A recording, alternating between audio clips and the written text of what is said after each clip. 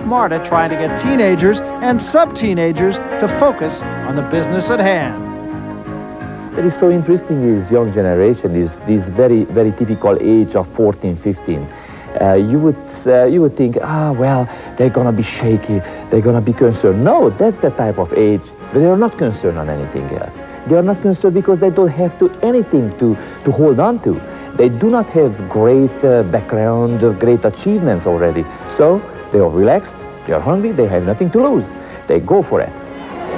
Kim Zmeskal, perhaps indicative of exactly the type of athlete that Bela Karolyi is dealing with. Will she be the next in a long run of champions? Champions, of course, have to serve their time in the minds of the judges. Judges themselves at this competition being monitored. That is something that hasn't gone on for a long time. The question now then arises, does the monitoring system work? Ask the man who knows. Ask the coach. Ask Bela Karolyi.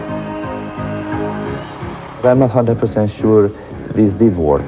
And I'm not 100% they will ever work.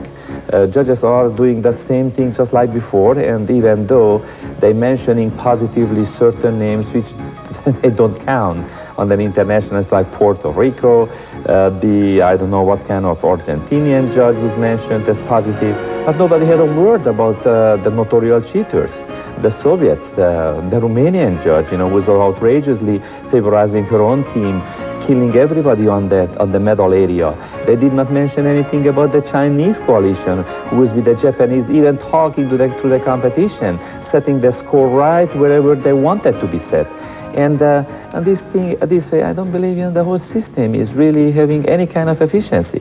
But, how I just told, any tendency, any try, any struggle in order to set a better, a more subjective appreciation among the judges in behalf of the gymnast is welcome to see. And I personally applaud. Which brings us to this competition and a very young American team. Bela Karolyi and his wife Marta are people who have won. He won in Romania. He won some individual tests. Can he win a team competition here? What does Bela expect this time? A bronze or silver on this very competition would really comfort everybody, would give a great pride being a bronze or a silver or who knows what kind of medal winner in a world championship. By the time, as individual athlete, being just an individual, an isolated individual, they would never be around, anything like that one. So on this way, they have a very good incentive to work toward a perfect goal, and that is the team competition medal, which gives, and puts in the second place any kind of personal egos or ambitions. Another way, sure, we are not lining them up like check figurines on the table. We are talking to them. We are setting. That's the way we feel like, we're going to be efficient. That's the way how we're going to force the medal out. That's the way how you're going to make yourself very proud. I'm talking a little bit earlier. They are young enough and they are innocent enough to feel comfortable in each other's shadow, in each other's vicinity, in each other's help. And also they feel much more powerful as a unity than isolated individuals. To those of you who want to see their little charge be the next Mary Lou Retton or Kim Zmeskal, he offers this advice. Let them stay on their own clubs, appreciate the preparation, what they're getting on the smaller or larger community. Have enjoyed the team environment, the gym environment, and those little kids can enjoy the status of the little queen of the team, the little star of the town. Body is as fragile as it is strong. Sometimes due to stress. Dames Fighting Irish are on. We continue in the second rotation now. This is Tatiana Lysenko of the Soviet Union on the uneven bars. And the Soviet Union has been everything as advertised so far. And she has a superb exercise on this event, particularly the dismount. It is just amazing, very difficult, and she does it extremely well.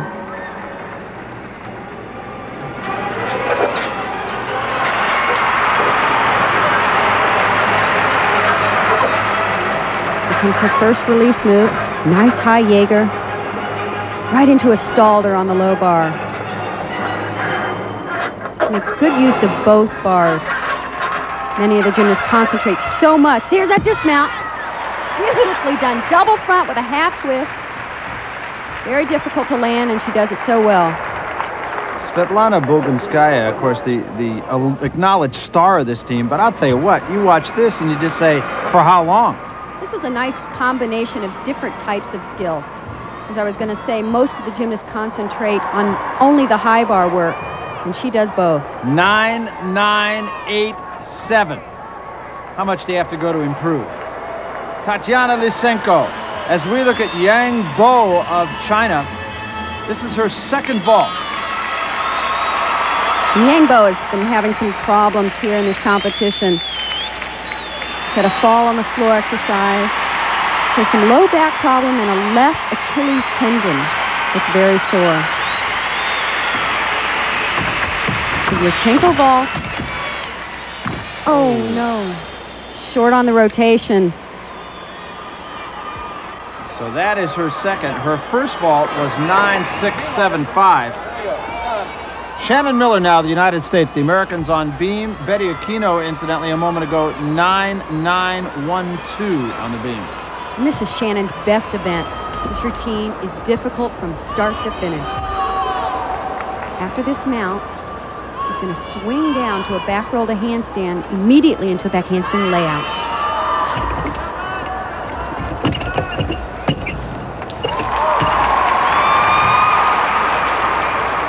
Shannon, by the way, is coached by Steve Nuno from Dynamo Gymnastics in Edmond, Oklahoma. Steve, a Bella Caroli disciple of sorts. He worked under Bella for several months. Here comes the most difficult pass in her routine. It has 4 elements in it. Back handspring, 2 layout step outs, into another back handspring. Very well done. Extremely difficult. Shannon takes so many risks in this routine. It's a nice combination.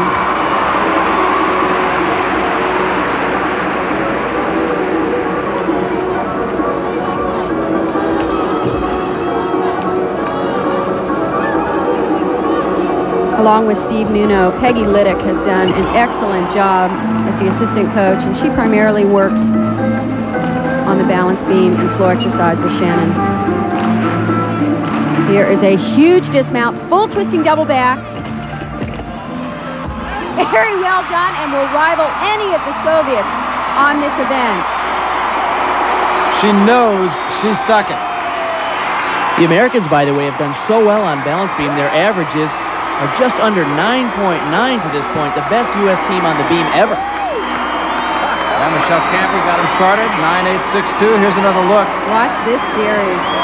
4 elements across the balance beam. Highly difficult. And this is just great. This really puts her in a class with the Soviet gymnasts. Very risky and very well done. Now we mentioned the scores so far. Hillary Grivich, a 9.85. Carrie Strug, 9.85. Betty Aquino just ahead of her, 9.912. And now Shannon Miller waits for her score. So far, an excellent second rotation for the American women. By the way, Shannon finished second in the entire compulsory competition, which is just outstanding. There it is, 9.95 for Shannon Miller. Very nice. And in fact, one of the judges actually gave her a 10. That, of course, has dropped off. The high was dropped off, the low has dropped off. 9.95, not bad.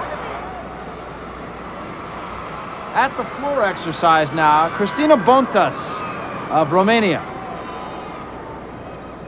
You're in for a treat with this routine because of the tumbling. She has 3 excellent tumbling passes. Choreography and the music selection is a little unusual.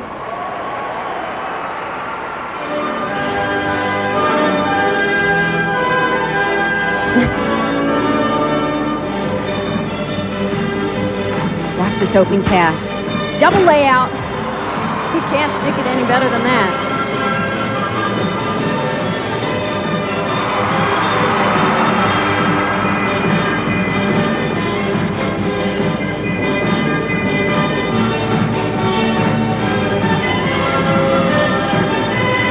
Little tumbling run is a whip back through to a double back. Highly energetic routine.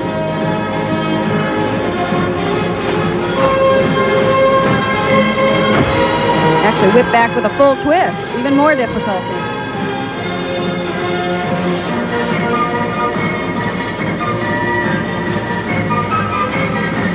Is this music off of a USA Greatest Hits album? Yes.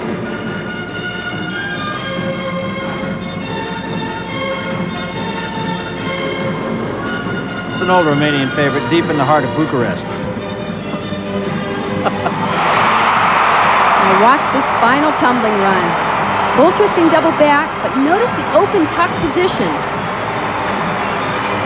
Oh, that's great. Well, whether you like the composition or not, the judges are going to love that tumbling. Cristina Bontas of Romania. Listen to the crowd. We mentioned this earlier, but this is a very knowledgeable crowd. As you mentioned, Kathy, her tumbling is absolutely spectacular. This pass here, the whip back with a full twist right through to a back handspring to a tuck double back. Excellent combination. So the scores for Cristina Bontas. Look at this, 9.962. She also had a couple of 10s. Scores very high in this second rotation. And there's more. Don't go away. The big event in sports. It's a city that has become host to some of America's most grandiose parties. The 1987 Pan Am Games, for instance, their opening ceremonies set the tone for this city. They were held at the Indianapolis Speedway, itself the hallmark of auto racing's grandest day. When the Pan Am Games were held here in Indy, they suddenly seemed to have the kind of international impact they lacked before or since. Basketball played the Hoosier Dome this year as Duke won the hearts of the Heartland, and with it, won the national championship, beating the unbeatable UNLV along the way. The 500 held Memorial Day weekend has become that sport's best. The self-proclaimed greatest spectacle in racing is just that. And this year alone, Indy has played host to some of sport's biggest moments. Who could forget the PGA and the emergence of a new American hero, John Daly? Tennis has its yearly run here in Indy as well, the GTE National Hardcourt Championships that this year attracted Grand Slam champions like Pete Sampras and Boris Becker. And now it's the World Championships of Gymnastics, another event that the community has taken to heart and the world has noted. Jack Swarbrick, the chairman of the Indianapolis Organizing Committee, welcomed the world at the opening ceremonies. To all of you, I say thanks for helping us share the magic. He then pointed proudly to the facilities for competitors, media, and fans, and then answered the ultimate question. Is it just simply too much for the crossroads of America to handle? First of all, if you pick your events carefully, as we try to do, you pick events that are compatible with each other. The crowd for this event, frankly, probably isn't the same as the crowd for the NCAA Final Four, but this way we've delivered an event to various segments of the community. But in addition, I think it's like anything else that you're trying to sell, and we want to sell our city. The repetitive nature of a lot of events in one year helps do that. I think Indianapolis has been in the sports spotlight this year in a way that's really pretty unique. And it's almost as if that applause were meant for the city of Indianapolis, which has played host in magnificent fashion so far. One of the true stars of this sport, Svetlana Bogunskaya, on the uneven bars. And like Kim Zemeskal, this is Svetlana's weakest event. In fact, she's taken out one of the skills in her routine. She's only doing that one release move, the reverse hecht.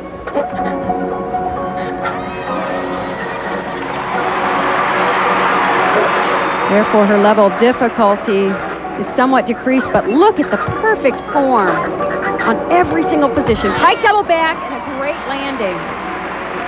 One thing the judges cannot do here is take form deduction. She has none. You're so right, Kathy. In fact, her form is so clean on this final sequence of the routine, but as you mentioned, the difficulty level is not there. She earned a lot of her accolades early in her career by doing big difficulty. Now she's riding on her perfect form and technique to get big scores. Well, and it worked for yet another time. 9.962 the scores for Svetlana Bogunskaya. When you look at the Soviet scores, as we watch Kim Zemeskal prepare for her beam routine, Soviet's simply remarkable in the second rotation. 9.88.